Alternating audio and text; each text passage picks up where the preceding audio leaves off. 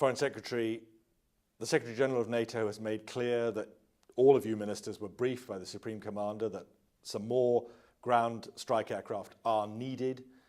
You must be pleased that that position agrees with yours, but not so pleased that no one's come forward with extra aircraft.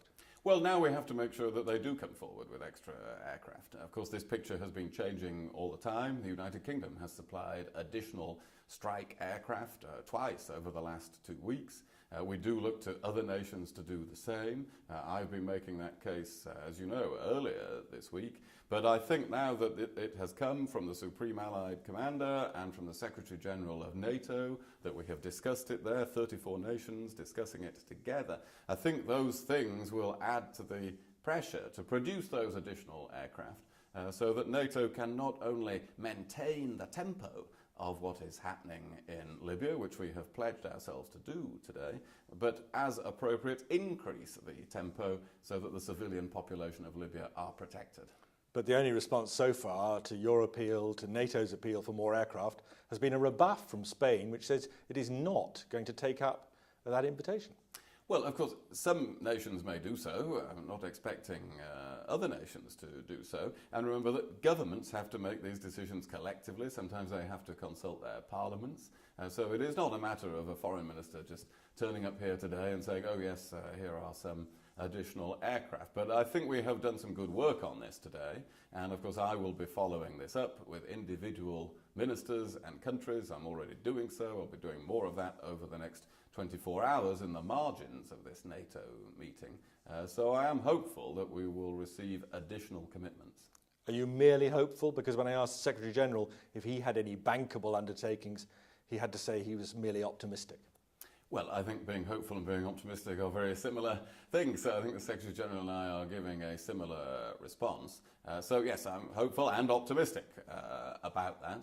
In the meantime, it's very important we are using well the ground strike capability that we do have, that we're getting humanitarian assistance through to places like Misrata, and that the diplomatic and economic and overall international pressure on the Gaddafi regime is intensifying. And I think through the meetings of this week at the European Foreign Affairs Council, the contact group in Doha, and now here, NATO and its allies in Berlin, all through this week, that international pressure is indeed intensifying. But opposition leaders in Libya say they're now begging for more strikes, particularly to protect civilians in Misrata, which they say has come under heavy shelling from Gaddafi forces. You're not able to deliver. Well, NATO is delivering. NATO is absolutely delivering strikes against Gaddafi forces which are attacking Misrata.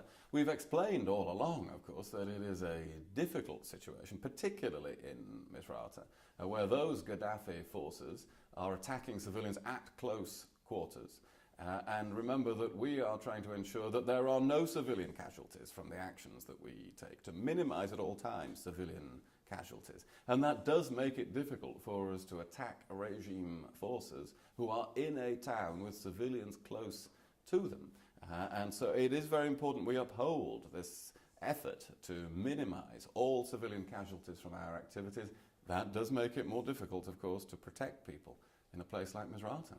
You say that NATO is united in its purpose, but surely it's not united about the desirability or the effectiveness of airstrikes, because many countries, including the host country here, Germany, have not supported airstrikes. Well, it is united. NATO is united in its purpose. The statement that has been issued today is from all of these countries together, from all of the members of NATO, as well as from the Arab nations and other nations like Sweden who are not members of NATO but are participating in this action. So of course countries vary in the degree to which they are taking part in these actions. Others help in logistical ways rather than in actual direct military activity. But I think there has been a great unity of purpose. The conditions we've stated for a ceasefire are agreed by all of these nations together. And so Colonel Gaddafi should not think he is going to divide the international community. In the course of this week, the international community has become more united, not less so. But surely doesn't the mere fact that only 6 NATO members are contributing ground attack aircraft out of a 28-member military alliance, doesn't that send a message of weakness and division to your adversary? Well, as I say, I think there's been this great unity of purpose here. There are other nations that take part in the no-fly zone. There are others who are helping by logistical support, refueling support, air bases, and so on. So there are a great variety of nations here today are engaged in this together. And the thing that should most of all worry Colonel Gaddafi or anyone who supports him is that this is, yes, European nations and North America, but it's also a large part of the Arab world that is joined in this together. And I think we should see the positive side of what we are doing here. Not only have we saved thousands of lives by the action that we have taken, but in carrying this through to success, as we intend to do, we will have created a formidable alliance, a formidable coalition in which Arab nations and European nations are working successfully together. And I think that may be an important milestone in world affairs.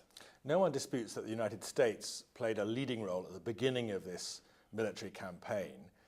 They always made clear that they were going to try and draw back, and they've done so.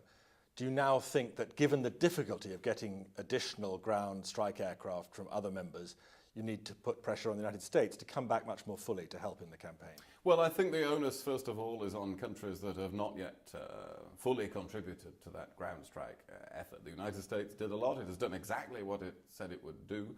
And indeed, the United States continues to provide a huge amount of the effort that we are making in the logistical support, the command and control, all the efforts that make possible what the rest of us are doing. So we shouldn't underestimate the continuing role of the United States.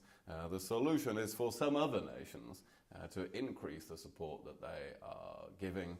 But I have to say they're all very strongly united on all the diplomatic and economic and humanitarian work that we are doing. But if you draw a blank with other nations, as you put it, coming forward with these additional aircraft that the Supreme Commander makes clear are needed, then surely you'll have to go to Washington and say, we know you've got the means, give them to us. Well, we'll do one thing at a time.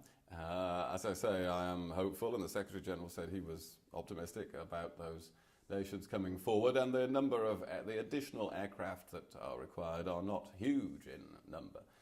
So first of all, we will try to achieve that. The NATO Secretary General says the military campaign will be pursued for as long as it takes. Is as long as it takes now lengthening, and is this potentially a campaign without end? Well, it will have an end, and it will have an end, I'm convinced, in success. It isn't possible to put a timescale on it, and it never has. We've never tried to, actually, from the first day. Remember, we had to act very, very quickly in circumstances where no one could know the timescale. We had to act because within hours, Benghazi would have been stormed, with all the consequences of a humanitarian crisis, vast loss of life, the destabilization of other countries in the region. It would have been a catastrophe for Europe and for the United Kingdom. So we had to take that action quickly. It doesn't have a fixed timescale. But what it does have, as I've said, is in what we've seen in this meeting and all the other international meetings that I've attended this week, is a strengthening international determination to see it through to success. Foreign Secretary, thank you very much. Thank you.